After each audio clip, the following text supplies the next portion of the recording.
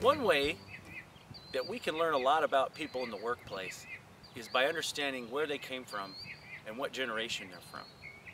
Now, perhaps you've heard a lot of talk about generations, but what is a generation? It's a loosely defined period of when we were born. So we're always going to be in the same generation. We can never age out.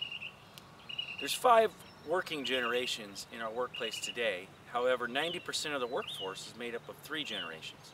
The baby boomers, Generation X, and Generation Y, or otherwise known as the millennials. On the outsides of those, you have what we call the traditionalists, which are people born before 1946. And on the other end, you have what have been termed, at least for the time being, the linksters, be kids that are roughly 16 years or younger now. One important thing to understand about generations is what I call the Gen X sandwich. Why it's important that we understand that motivating and inspiring our youth is critical to the future of our country. On one end of Gen X, you have 80 million baby boomers, the product of traditionalists coming back from World War II and producing many children.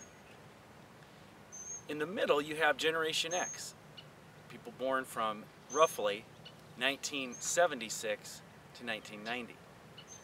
In this time period, we have only 40 million people, half the amount of the previous generation and half the amount of the generation that follows, as millennials also have 80 million people in their generation.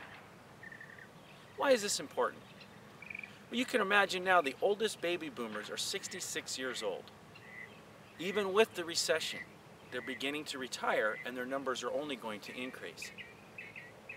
If you have a generation that follows them that has half the number, you can see there's going to be some openings that are going to be difficult to fill. There are half the skilled professionals, there are half the experienced professionals. And where are those positions going to be filled from?